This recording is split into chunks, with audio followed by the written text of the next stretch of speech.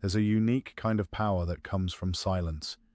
Not passive silence, not emotional shutdown, but intentional stillness, the kind that comes from self-respect, clarity, and strength.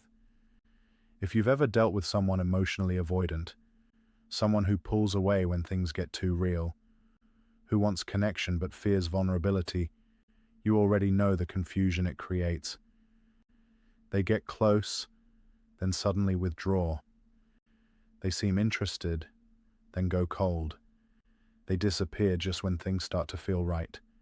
Then, without warning, they come back, like nothing happened.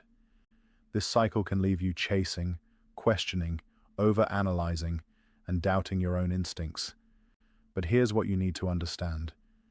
The more you chase someone who avoids intimacy, the further they retreat. It's not personal. It's psychological. Avoidants equate emotional pursuit with pressure, and pressure triggers their defense system. So, how do you get their attention? How do you shift the dynamic without begging, chasing, or explaining? You stop doing. You start holding. You lean into silence, boundaries, and self-possession. These 7 silent shifts don't manipulate. They redirect energy back to you, where it always belonged. 1. You stop explaining yourself. Avoidants are hypersensitive to what feels like emotional demand, and often, when you're trying to connect, you find yourself explaining why you're upset, what you meant, what you need. But here's the truth. Explaining rarely brings clarity. It brings pressure, and pressure makes them retreat. The moment you stop explaining and start allowing your absence to speak, something shifts. They feel the loss of your emotional effort, and that loss says more than your words ever could. You're no longer trying to prove your position or justify your feelings. You're no longer performing to be understood. And in that silence, they start to wonder, what changed? Why aren't you reaching out? What does this quiet mean? And that's where the pull begins. 2. You match their distance without emotional charge. Most people mirror distance with tension, pulling back in anger, going silent to punish, creating friction. But emotional neutrality is different. When you mirror their detachment without bitterness, calmly, without drama, it unsettles them. Why? Because now you're no longer reacting. You're simply unavailable, not out of revenge, but out of alignment. This non-reactivity creates space, and avoidants are used to being chased in that space. When you don't chase, the dynamic shifts.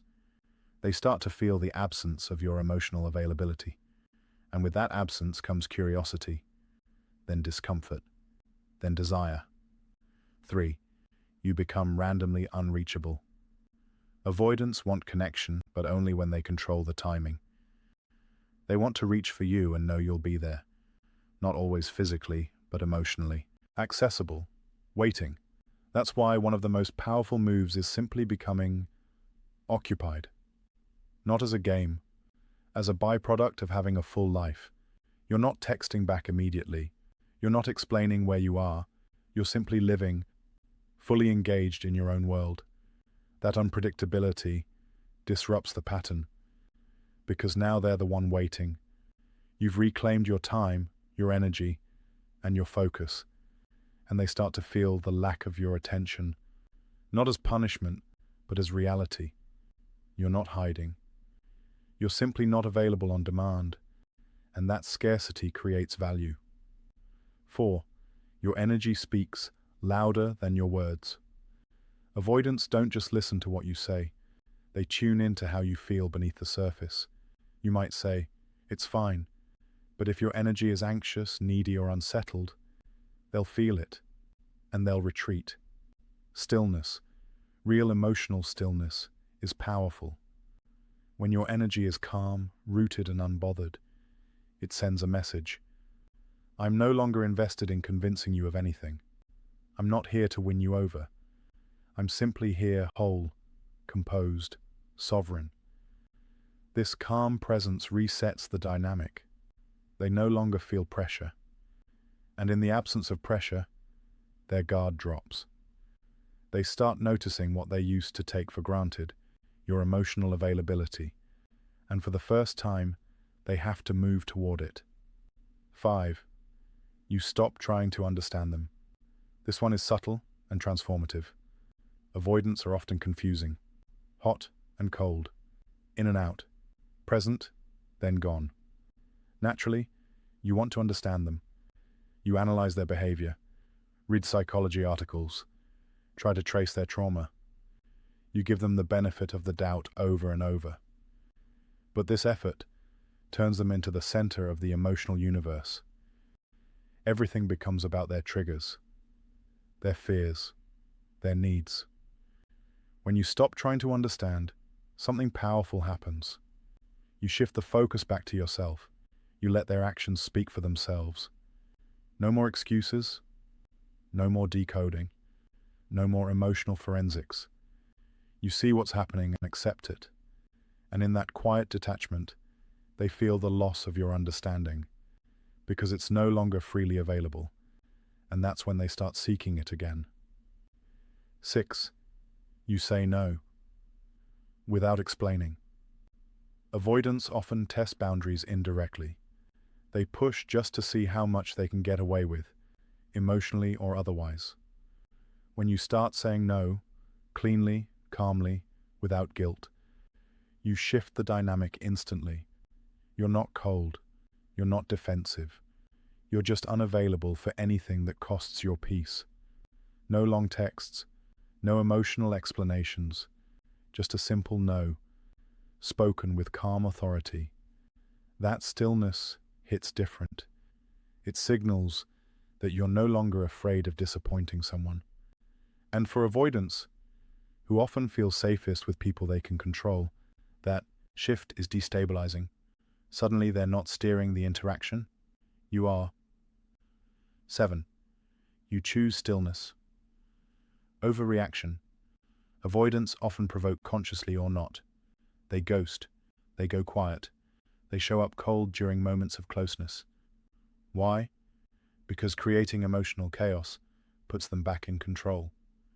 When you respond with anger or panic, it reassures them. You're still hooked. You still care. They still have power. But when you choose stillness, real stillness, the game ends. No angry texts, no dramatic calls, no subtle guilt, just silence. Not passive-aggressive silence, but grounded, self-respecting space.